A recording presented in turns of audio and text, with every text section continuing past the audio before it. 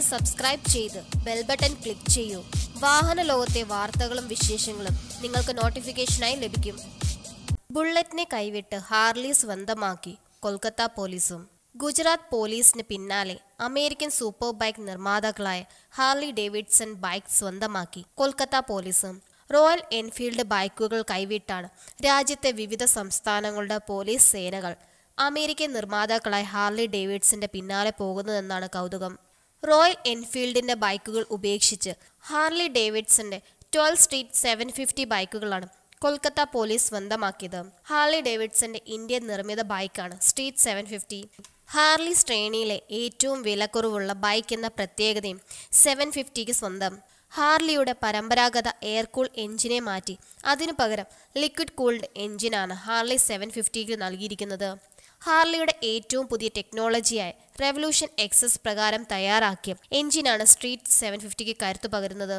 60 degree V10 4 valve engine 4000 RPMൽ 60 Nm ടോർക്കും ഉൽപ്പാദിപ്പിക്കും. പഴയ ബുള്ളറ്റിന്റെ ഘടകങ്ങൾ ലഭിക്കുന്നതിനുള്ള ബുദ്ധിമുട്ടും സർവീസ് ചെലവുകളുടെ വർധനവുമാണ് ഹാർലിയിലേക്ക് മാറാൻ കൊൽക്കത്ത പോലീസിനെ പ്രേരിപ്പിച്ചതെന്നാണ് റിപ്പോർട്ടുകൾ. കൊൽക്കത്ത പോലീസിന്റെ ആവശ്യപ്രകാരം പ്രത്യേക മോഡിഫിക്കേഷൻ വാഹനത്തിൽ നടത്തിയിട്ടുണ്ട്. അടിയന്തര സാഹചര്യങ്ങളടക്കം പ്രതികരണം അർഹിക്കുന്ന മേഖലകളിലാവും ഹാർലി ഡേവിഡ്സൺ ബൈക്കുകൾ വിന്യസിക്കുക. ഒപ്പം സംസ്ഥാന മന്ത്രിമാർക്കും വിശിഷ്ട വ്യക്തികൾക്കുമുള്ള എസ്കോർട്ട് ചുമതലയിലും ഈ സ്ട്രീറ്റ് 750 ബൈക്കുകൾ പ്രതീക്ഷിക്കാം. ഏകദേശം 5.14 ലക്ഷം രൂപയാണ് സ്ട്രീറ്റ് 750 ബൈക്കിന്റെ ഷോറൂം വില.